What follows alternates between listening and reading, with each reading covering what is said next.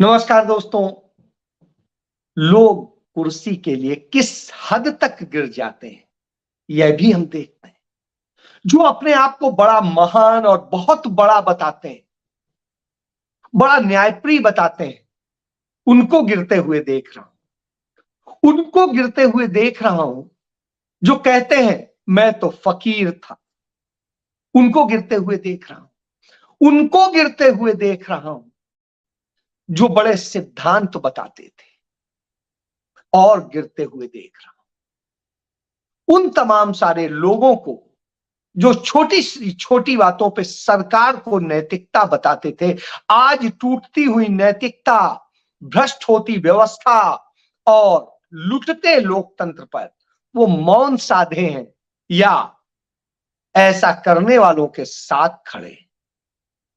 जो लोकतंत्र सेनानी होने का दावा करते थे, आज वो कुर्सी के लिए, पैसे के लिए सब छोड़ के वहां खड़े हैं।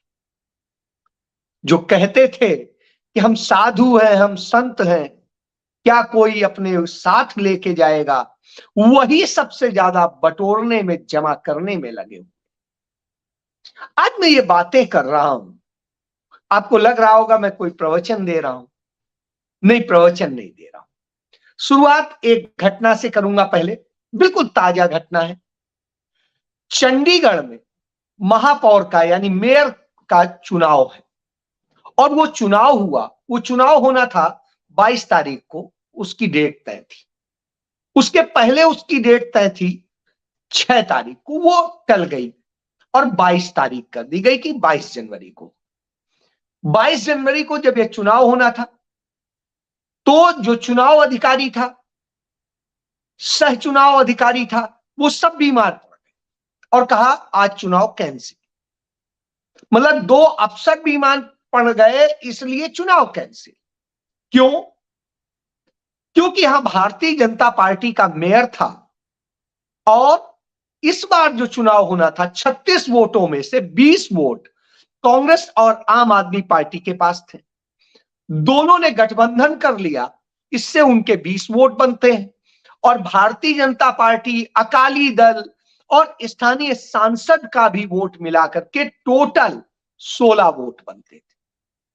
तो ऐसी स्थिति में भारतीय जनता पार्टी की हार 100% तय थी। तो साहब, बड़ा खरीद फरोख्त सबकी कोशिश हुई, लेकिन सारी कोशिशें बेकार चली गई। जो बिकने वाले थे वो पहले ही बिक गए थे, कुछ आम आदमी पार्टी से, कुछ कांग्रेस पार्टी से। बावजूद इसके ये दोनों जीतने की हालत में थे। तो इंडिया गठबंधन के तहत आम आदमी पार्टी और कांग्रेस का ये पहला छोटा सा चुनाव था, और चूंकि चंडीगढ़ में मेयर 1 साल के लिए होता है, तो यहां जो जीतता वो सिर्फ जो है 9 महीने करीब रहता है, 10 महीने, क्योंकि 10 महीने बाद में फिर पूरा इलेक्शन होना था, और वो मेयर का नहीं, पूरा पार्षदों का चुनाव होना था, फिर जनता को चुनना था। तो इसलिए, तो ऐसी स्थिति में कोई इतनी बड़ी बात नहीं थी। लेकिन इसी बीच में लोकसभा चुनाव है 2024 का, तो मेयर जिस पार्टी का होगा वो वोट दिलाने में और तमाम तरह के जो आम आदमी से जुड़े हुए कार्यक्रम है उनको कराने में एक बड़ी भूमिका अदा करता है। तो ऐसी स्थिति में यह मुफीद था कि जिसका मेयर होगा उसको फायदा मिलेगा उसका। चलिए, लेकिन चुनना पार्षदों को था। तो साहब तब बीमार पड़ गए, और उन्होंने जो उसकी नई डेट तय की वो की 6 फरवरी। कांग्रेस और आम आदमी पार्टी इसको लेके हाईकोर्ट गए। हाईकोर्ट ने सारी बात सुनी, और सुनने के बाद में डायरेक्शन दी, चलिए 30 तारीख को होगा। यानी उसने भी टाइम इतना दे दिया इन्हें। 22 तारीख को कोर्ट गए थे और 30 तारीख का टाइम दे दिया। चलिए भाई, आज 30 को जब इलेक्शन होना था, तो वही भी चुनाव अधिकारी जिसके बारे में यह सवाल उठाया गया था कि यह आरएसएस का व्यक्ति है, उसके सरकारी दफ्तर में आरएसएस के नेताओं की, जो उनके पदाधिकारी रहे हैं, उन सबकी फोटो लगी हुई। ऐसी स्थिति में आप समझ सकते हैं, तो वो शख्स चुनाव का इंचार्ज था, और वही हुआ जो होना था। इंडिया गठबंधन यानी आम आदमी पार्टी और कांग्रेस के वोट इंटैक्ट रहे, नहीं बिके, और 20 के 20 वोट पड़े, और भारतीय जनता पार्टी और अकाली दल और सांसद के मिला के 16 वोट पड़े। निश्चित रूप से भारतीय जनता पार्टी को हारना तय था। इस पर उस चुनाव अधिकारी ने जब वोट उससे निकाले और उसके बाद में 8 पार्षदों के वोट पर निशान लगा दिया और इसी आधार पे इनवैलिड कर दिया कि उनमें तो निशान लगे हुए, और भाग्य से वहां सीसीटीवी कैमरे का ऑर्डर दिया था चूंकि हाईकोर्ट ने, इसलिए सीसीटीवी कैमरे में यह बात कैद भी हो गई। बावजूद इसके उसने बेशर्मी से उनको डिक्लेयर कर दिया जीता और इमीडिएट उठा करके तुरंत भारतीय जनता पार्टी के जो कैंडिडेट था उसे खुद अपनी कुर्सी से उठा और उसे उस कुर्सी में बैठा, कहा ही इज इलेक्टेड मेयर। आप समझ सकते हैं चंद सेकेंड के भीतर जो लोग कहते हैं कि बैलेट से चुनाव करा लीजिए, साहब वो भी जान ले मशीन में तो पता नहीं कितनी गड़बड़ होती है, नहीं होती है, भगवान जाने, लेकिन बैलेट से आप बिल्कुल नहीं जीत पाएंगे, क्योंकि बैलेट में जो ये इनकी मशीनरी काम करेगी, क्योंकि आज ब्यूरोक्रेसी और दूसरी चीजों का ऐसे इस्तेमाल हो रहा है, और इस तरीके से चुनाव अधिकारी हो या जिले का जो जिला निर्वाचन अधिकारी हो या राज्य निर्वाचन अधिकारी हो या और जो भी, ये भारतीय जनता पार्टी के एजेंट की तरह काम कर रहे हैं। और जब एजेंट की तरह काम कर रहे हो, जब इतने छोटे से जिसमें सिर्फ 36 वोट थे उसमें यह खेल होता है, तो आप सोचिए जहां पर बैलेट होगा वहां तो 400 नहीं 543 सीटें पूरी पूरी जीतेगी भाजपा। इसलिए यह भारतीय जनता पार्टी का चरित्र है कि वो छोटे छोटे से पद के लिए गिर जाती है और उसके बाद में सोनिया गांधी और राहुल गांधी को कोसते हैं। साहब वो तो वो लोग हैं जिन्होंने प्रधानमंत्री के पद छोड़े, और एक बार दो बार नहीं, 3 बार। आप सोचिए, तो जो लोग 3 बार प्रधानमंत्री का पद छोड़ते हो उनसे आप कहते हैं ये। अब यही आता हूं, यही स्थिति बिहार में नीतीश कुमार की है। वो मुख्यमंत्री की कुर्सी पे चिपके रहने के लिए कुछ भी कर सकते हैं। याद करिए 2010 में उनके 115 विधायक हुआ करते थे, और आते आते ये हालत हो गई कि 46 विधायकों पे पहुंच गए। इस हालत में आने के बाद कैसे मुख्यमंत्री रहे, जबकि उनसे बहुत ज्यादा 79 एमएलए जो है आरजेडी के थे। और साहब इस स्थिति में वो मुख्यमंत्री बनने के लिए कभी इधर कभी उधर कभी उधर किस तरह से पाला बदलते रहे और किस तरीके की साजिशें रचते रहे। और याद करिए जब उन्होंने इंडिया गठबंधन बनाने की पहल की थी तो पटना में उसकी पहली मीटिंग हुई थी, और उस मीटिंग में ही पहली मीटिंग में उन्होंने कहा था मुझे कोई पद नहीं चाहिए, मैं न प्रधानमंत्री पद का कैंडिडेट हूं न किसी और चीज का, मेरा सिर्फ एक मकसद है कि लोकतंत्र रहना चाहिए, भारतीय जनता पार्टी हारनी चाहिए, मोदी की तानाशाही खत्म होनी चाहिए। यह बात उन्होंने कही थी और बार बार उन्होंने कही कि मुझे पद नहीं चाहिए। अब उनके प्रवक्ता केसी त्यागी कहते हैं, जो उनके नाक कान बताए जाते हैं, मुंह बताए जाते हैं, वो ये कहते हैं कि इसलिए उन्होंने गठबंधन का साथ छोड़ दिया क्योंकि इंडिया गठबंधन में उन्हें प्रधानमंत्री पद का कैंडिडेट नहीं घोषित किया, उन्हें संयोजक नहीं बनाया। हुजूर, जो व्यक्ति ये कहता हो कि हमें ये नहीं किया और ये नहीं बनाया और ऐसे है, इसका मतलब है वह शख्स सिर्फ और सिर्फ पद पाने के लिए था।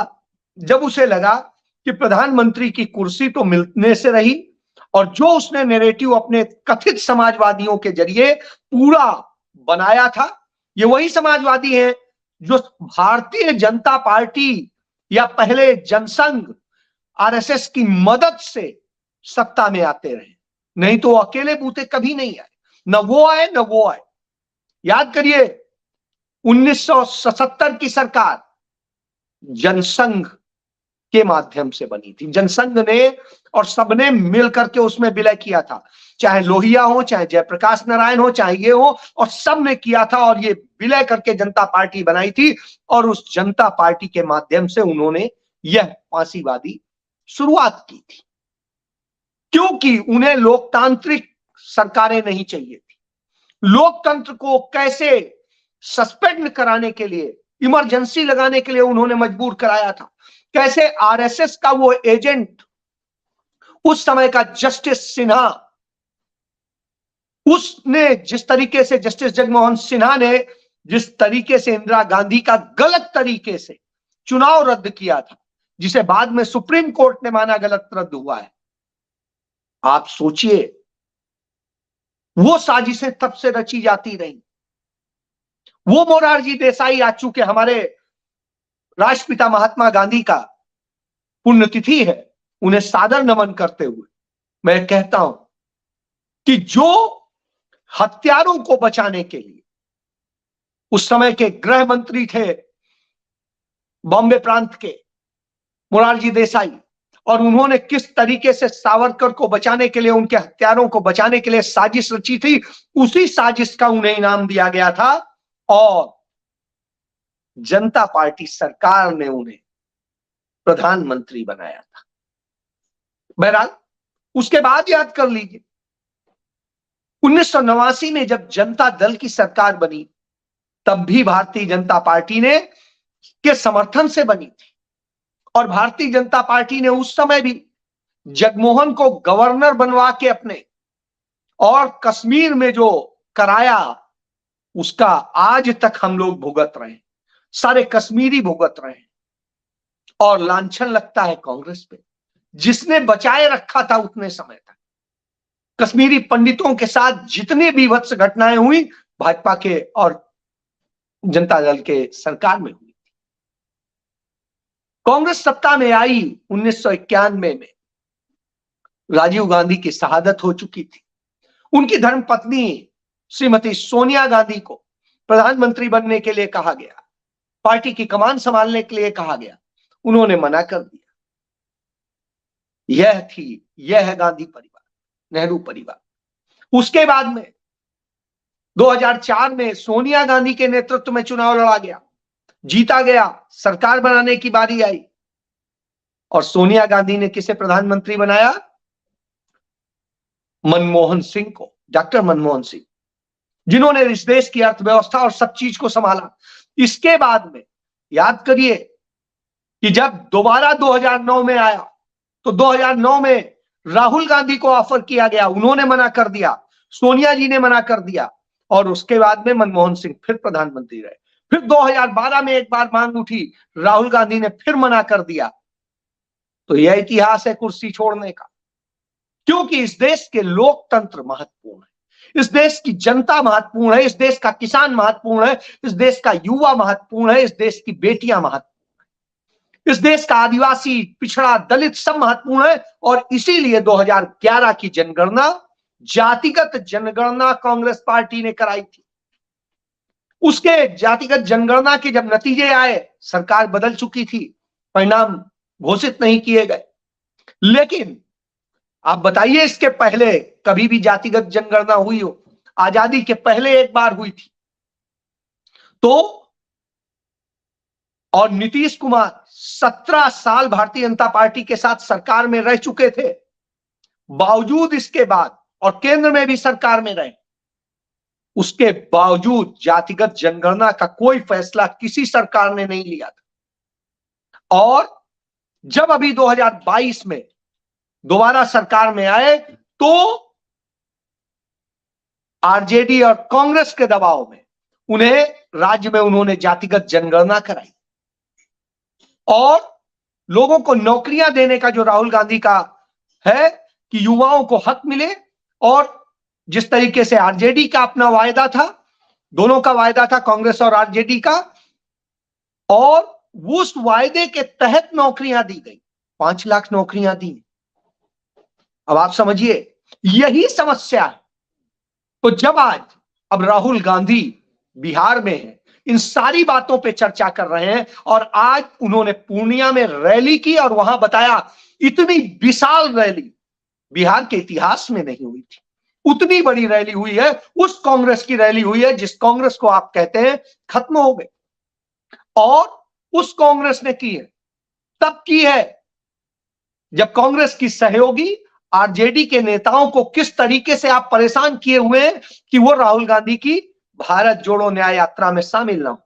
कल आपने लालू प्रसाद यादव जी को, जो बीमार है, उनको बुला करके घंटों घंटों पूछताछ का और सब कुछ किया, और आज तेजस्वी यादव को बुला करके पूछताछ का किया।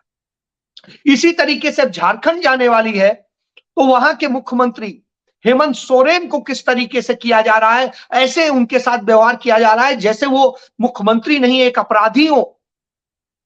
और जिस तरीके के आरोप है वो सब कुछ है, और वो हर बार जबकि पेश हुए तब ये हालत। और जब वो नहीं गए हैं तो उन्होंने उसके कारण बताए हैं, उसकी चीजें दी हैं, प्रत्युत्तर दिए हैं, लीगल तरीके से दिए हैं। तो यह बताता है कि कैसे डरते हैं वास्तव में। ये चुनाव जीतने के लिए जो धांधली करते हैं, जानते हैं कि ये मशीनों से नहीं जीत सकते हैं, इसके लिए इन्हें जनता में ही निरसन मनाना पड़ेगा। जिस तरीके से नैरेटिव बना करके दूसरों को भ्रष्ट घोषित करो, दूसरों को अलोकतांत्रिक घोषित करो और डरवाओ, इतना डराओ कि या तो वो हमारे पाले में आ जाए या वो लोकतंत्र की जिद छोड़ दे और वो कांग्रेस से दूर हो जाए। क्योंकि आज की डेट में राहुल गांधी किसी भी परिस्थिति में आंधी तूफान से झेलते हुए खड़े हैं, लोकतंत्र के लिए लड़ रहे हैं, सच के लिए लड़ रहे हैं। और आज भी उन्होंने कहा कि मैं यह एक्सरे करा के रहूंगा, यह मेरा आपसे वायदा है। और राहुल गांधी ने जो वायदा किया है, आज तक मोदी की गारंटी की तरह झूठा नहीं होता। मोदी करके तो आए थे, तमाम राज्यों में गारंटी करके आए थे, जहां जीते बताइए किया है क्या पूरा? देश से गारंटी दी थी, संकल्प पत्र निकाले थे, और क्या उन संकल्प पत्र के वायदे पूरे हुए हैं क्या? आज बेरोजगारी भारत के इतिहास में सबसे ज्यादा है, महंगाई भारत के इतिहास में सबसे ज्यादा है, और कर्ज भारत के इतिहास में सबसे ज्यादा है। जब यह स्थिति हो तब आप क्या कहेंगे? तब वो बताते हैं हमारी इकोनॉमी 2030 में इतने ट्रिलियन हो जाएगी। हुजूर, जब आप ये ट्रिलियन ट्रिलियन बताते हैं और आपकी जो विकास दर है, वो दर जब आती है तो आती है 5 पॉइंट समथिंग है, और जितनी आप ट्रिलियन की बताते हैं वो होने के लिए कम से कम 15% होनी चाहिए विकास दर जीडीपी की। तो ऐसी स्थिति में यह समझ में आता है कि आप उनको समझा सकते हैं जिन्हें कुछ नहीं पता है। तो आप सिर्फ और सिर्फ झूठ फैलाते हैं, झूठ बोलते हैं और इस तरह से बताते हैं। आपको यह शर्म नहीं आती, लाज नहीं आती, क्योंकि आप लज्जा खो चुके हैं। लोकतंत्र से आपका वास्ता नहीं है, और लोगों के जीवन से खेलना, किसी को भी बेच देना, किसी का भी सौदा कर लेना आपके लिए सामान्य सी चीज है।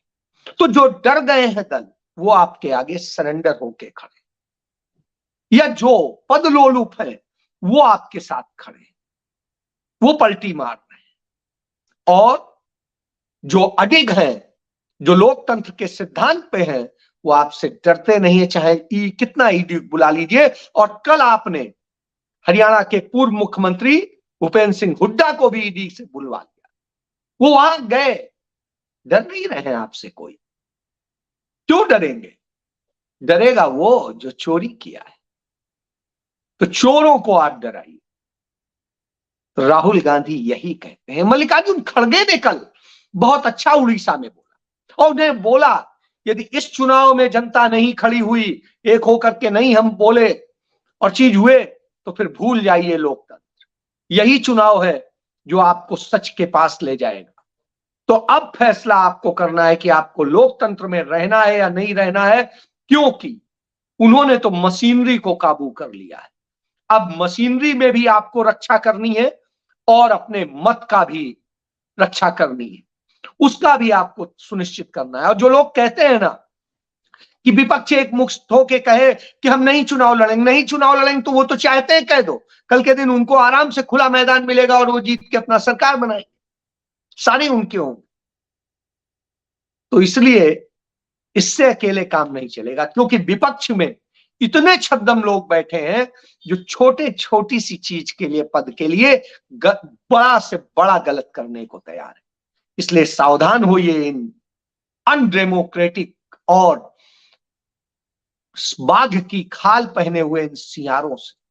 ये सियार आपको शिकार बना लेंगे, उनका झुंड लंबा है, और यदि शेर दहाड़ मार देगा तो ये डर के भाग लेंगे। इसलिए शेर बन जाइए। जय